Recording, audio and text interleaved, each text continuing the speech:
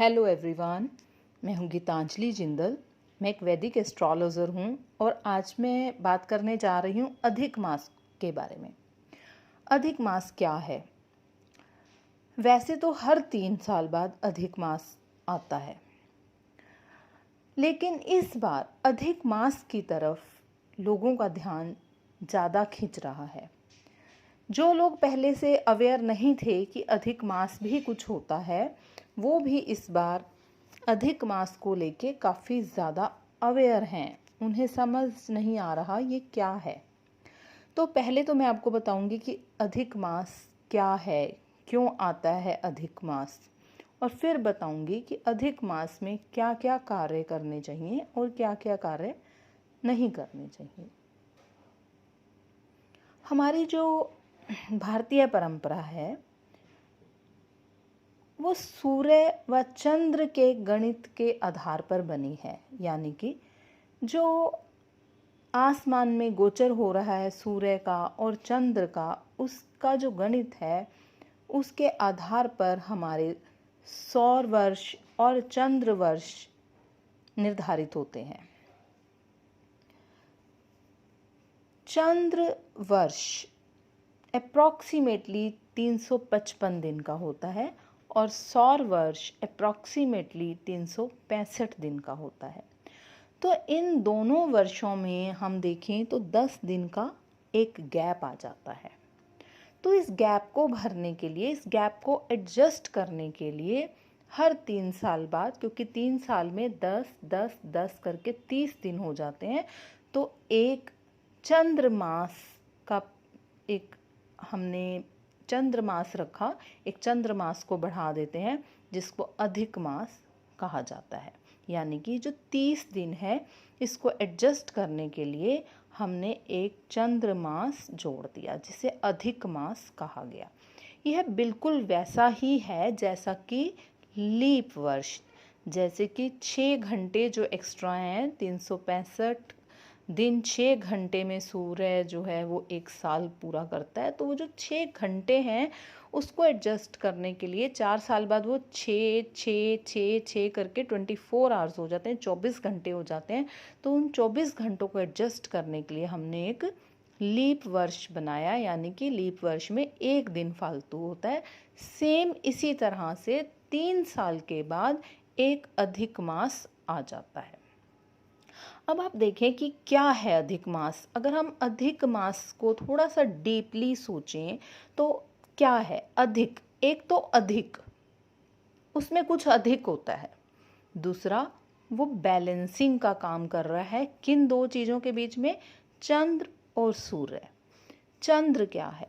चंद्र हमारा माइंड है, हमारा मन है, और सूर्य हमारी आत्मा है। तो यानी कि हमारी आत्मा और हमारा मन, हमारी सोल एंड माइंड, इनके बीच में एक बैलेंस क्रिएट करने का काम ये अधिक मास करता है। यानी कि इस अधिक मास की एनर्जी कुछ इस तरह की है कि इसमें हम अपनी माइंड, बॉडी और सोल के बीच में बैलेंस क्रिएट करने का एफर्ट कर सकते हैं। तो और अधिक मीन्स कि उसका फल हमें बहुत अधिक मिलेगा।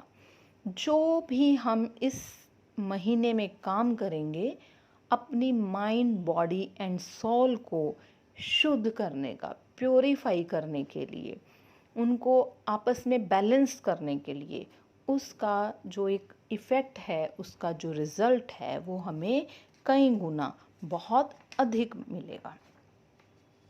इस साल अधिक मास 17 सितंबर से शुरू होकर 16 अक्टूबर तक है और यह आश्विन मास है। यानी कि इस बार अधिक मास आश्विन मास है। कई बार सावन होता है ना, कई बार ज्येष्ठ होता है, इस बार आश्विन है। तो अब देखें कि हमें इस मास में क्या करना चाहिए और क्या नहीं करना चाहिए। तो हमारी जो संस्कृति है वो 16 संस्कार, 16 प्रकार के संस्कार हैं हमारे, और कई जगह तो इससे ज़्यादा भी बताए गए हैं। तो 16 संस्कारों में कुछ संस्कार ऐसे हैं जो करने बहुत आवश्यक होते हैं अपने टाइम पर। जिन्हें हम पोस्टपोन नहीं कर सकते, और कुछ संस्कार ऐसे होते हैं जिन्हें हम पोस्टपोन कर सकते हैं। तो मैं उनके बारे में आपको बताती हूँ। सबसे पहले तो हमें घर बनाने का काम या घर में प्रवेश नहीं करना चाहिए नए घर में। जैसे कि आपने एक घर का भूमि पूजन करवाना है, आपने घर बनवाना है, उसके लिए आप भूमि पूजन करवाना चाहते हैं, तो आप इस महीने में ना करवाएं, आप उसको पोस्टपोन करें। अगर आपका घर बन चुका है, नया घर बनाया है आपने, और आप उसमें गृह प्रवेश करना चाहते हैं, तो आप वो भी इस महीने में ना करें तो अच्छा है। भूमि पूजन भी ना करवाएं।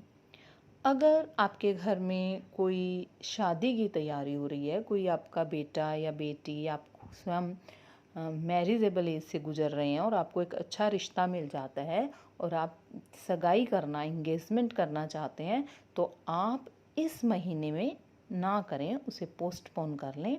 और शादी भी इस मंथ में यानी इस अधिक मास में नहीं करनी चाहिए। यज्ञोपवीत संस्कार और मुंडन संस्कार भी इस माह में, अधिक मास में नहीं करवाया जा सकता। करण भेद संस्कार, बहुत जगह पे लड़कियों का करण भेद संस्कार करवाते हैं, वो भी इस समय में नहीं करना चाहिए। नव तीर्थाटन यानी नए तीर्थ पर यात्रा करने जाना, नए तीर्थ पे दर्शन करने जाना, इसका अर्थ ये हुआ कि अगर आप किसी ऐसे तीर्थ पर जा रहे हो जहाँ आप पहले कभी नहीं गए, वहाँ पर आप इस अधिक मास में ना जाएं तो ज़्यादा अच्छा। हाँ, जिस तीर्थ पर आप पहले जा चुके हैं, कई बार जा चुके हैं या एक बार जा चुके हैं, वहाँ पर आप दोबारा जा सकते हैं।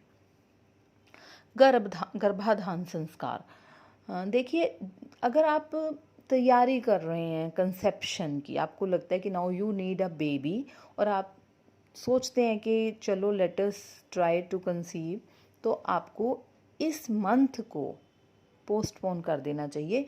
आपको गर्भाधान यानी कि कंसेप्शन इस मंथ में ना हो तो बहुत अच्छा है।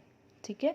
हाँ, अगर बेबी होने वाला है तो आप टेंशन ना लें, बच्चे ने तो जब आना है तभी आना है, उसको पोस्टपोन करने की कोशिश भी ना करें। आजकल लोग इंजेक्शन्स लगवा के और बहुत से आर्टिफिशियल तरीके से बच्चे को पोस्टपोन करने की कोशिश करते हैं कि हमारा बच्चा 4 दिन अभी और ना हो। मान लीजिए कि अधिक मास ख़त्म होने में 4 दिन बचे हैं और डिलीवरी ऐसा लग रहा है कि होने वाली है, और आप कहते हैं नहीं नहीं, हमें इस अधिक मास में अपना बच्चा पैदा नहीं करना है, और आप आर्टिफिशियल तरीके से उस बच्चे को रोकने की कोशिश कर रहे हैं, तो ऐसा बिल्कुल भी ना करें। ये बच्चे के लिए और उसकी माँ के लिए, दोनों के लिए बहुत ही बड़ा रिस्क हो सकता है। ऐसा कहीं पर भी नहीं लिखा गया है कि इस समय में बच्चे की पैदाइश होना गलत होता है। वो एक नेचुरल प्रोसेस है, उसे हम नहीं रोक सकते। हाँ, हम गर्भाधान होने को यानी कि कंसेप्शन को रोक सकते हैं, उसका आप कोशिश ज़रूर करें। अब हम जानते हैं कि इस अधिक मास में हम क्या क्या काम कर सकते हैं। इस मंथ में आप कोई भी पूजा, ऐसी पूजा कर सकते हैं जो आवश्यक पूजन हो। जैसे कि आप जो डेली आप संध्या पूजा करते हैं अपनी, आपकी डेली की पूजा है, वो आप ना छोड़ें, वो आप करते रहें। दूसरा, कोई जो आवश्यक पूजन होता है, जैसे कोई बीमार है आपके घर में और उसके लिए महामृत्युंजय का जप करवाना है, तो वो भी आप करवा सकते हैं। इस महीने में आप रुद्राभिषेक भी करवा सकते हैं। आप कोई पितर शांति करवाना चाहते हैं तो वो भी आप इस समय में करवा सकते हैं। कोई आध्यात्मिक कथा शुरू कर सकते हैं, भागवत पाठ कर सकते हैं, और कृष्ण जी के पूजा मंत्र जाप ये सब आप कर सकते हैं। एक और प्रश्न आता है कि जो हमारा वार्षिक श्राद्ध होता है, यानी कि कोई व्यक्ति, हमारे पेरेंट्स, पिता माता या कोई भी दादा दादी, उनका देहावसान हो गया है, मान लीजिए कि आश्विन मास में, आप अगले साल, अब आश्विन मास यानी कि अगर लास्ट ईयर आश्विन मास में हुआ है तो इस साल आश्विन मास में आप उनका संस्कार, मतलब कि एक पंडित को जिमाते हैं, उनका श्राद्ध करते हैं, या उनके नाम से पंडित को खाना खिलाते हैं, पिछले साल हुआ है और इस साल आपने उनकी तिथि पर भोजन करवाना है पंडित जी को, तो आप किस मंथ में करवाएं, क्योंकि आश्विन मास अब 2 हो गए हैं, एक अधिक मास और एक शुद्ध मास, तो वो कार्य शुद्ध मास में होगा, वो आश्विन मास में नहीं होगा। इसके अलावा आप काम्य व्रत, काम्य व्रत का अर्थ है कि किसी कामना से रखा गया व्रत, जो व्रत आप किसी कामना से रखना चाहते हैं कि मेरे को संतान की प्राप्ति हो जाए, मुझे घर की प्राप्ति हो जाए तो मैं व्रत रखूंगी, इस प्रकार का कोई मन्नत माना हुआ अगर कोई व्रत है वो आप शुरू करना चाहते हैं तो आप इस महीने में शुरू ना करें। तो अन्नप्राशन, अब कुछ ऐसे संस्कार हैं जिन्हें उसी समय पर करना बहुत ज़रूरी है, जैसे दाह संस्कार। अगर किसी की मृत्यु हो गई है तो हम दाह संस्कार को पोस्टपोन नहीं कर सकते कि अधिक मास के बाद करेंगे, इट इज़ नॉट पॉसिबल, तो दाह संस्कार अपने समय पर ही होगा। नामकरण संस्कार, नामकरण संस्कार भी ड्यूरेशन बाउंड होता है। कुछ लोगों के घर में 11 दिन में नामकरण संस्कार होता है, कुछ लोग 40 डेज में करते हैं, जैसे भी है वो नामकरण संस्कार जब भी आपका ड्यू है आपको करना ही है। अन्नप्राशन, अन्नप्राशन संस्कार कहा जाता है जब बच्चे को फर्स्ट टाइम सॉलिड फूड खिलाया जाता है, तो वो आप कर सकते हैं, क्योंकि बच्चा अगर उस समय पे खाना खाने लायक हो गया, सॉलिड फूड लेने के लायक हो गया, तो we can't postpone it for full 1 month, तो आप अन्नप्राशन संस्कार भी कर सकते हैं। मंत्र सिद्धि, अगर आप किसी मंत्र की सिद्धि करना चाहते हैं तो उसकी शुरुआत भी इस मंथ से कर सकते हैं। अंत का कुछ पता नहीं होता, आपने सिद्ध करना है, आपने सोच लिया आपने इतने मंत्र जाप करने हैं, वो ज़रूरी नहीं है कि वो इसी मास में ख़त्म हो, अगर वो अगले शुद्ध मास में भी ख़त्म होता है तो कोई बात नहीं, पर आप मंत्र सिद्धि बिल्कुल शुरू कर सकते हैं। अधिक मास में अगर कोई कार्य, शुभ कार्य आपको करना ही है, आपको करना ही पड़ रहा है, कुछ ऐसी मजबूरी हो गई है कि आपको करना ही पड़ रहा है, तो आप अधिक मास की पूर्णमासी पर कर लें, आप कर सकते हैं, पर ये ध्यान रहे कि अगर गैर जरूरी ना हो तो ना करें, अगर बहुत ज़रूरी हो तभी करें। अब थोड़ी सी बात करते हैं कि इसका मेन जो एक हमारे को करना है, हमारे को कौन से ऐसे कर्म करने चाहिए जो कई गुना हो के हमें जिनकी प्राप्ति हो, तो सब इसमें आप ऐसा काम करें, आप इसमें ऐसे कर्म करें, ऐसा पूजा करें, ऐसे पाठ करें, ऐसे मंत्रों का जाप करें जिससे आपको कि आध्यात्मिक उन्नति हो, स्पिरिचुअली आप और ऊपर उठें, ऐसे काम आप करें, मेडिटेशन करें, मतलब जो ऐसा काम है जिसमें आपको वापस कुछ नहीं चाहिए, कोई मन्नत मान के नहीं, कोई अपनी संसारिक भोगों की इच्छा रख के नहीं, अदरवाइज अपनी बॉडी, माइंड, सॉल, ठीक है, इनको आप अपनी सॉल जो है इनको आप ऊपर उठाने की कोशिश करें।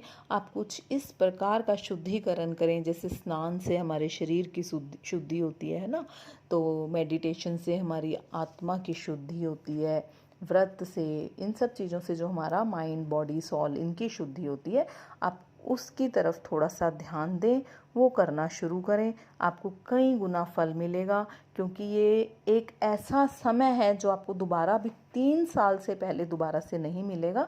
तो आपको कुछ अपना शेड्यूल ऐसे करना चाहिए कि आप दिन में मेडिटेशन कर सकें, मंत्र जाप कर सकें, अपना ईश्वर का ध्यान लगा सकें।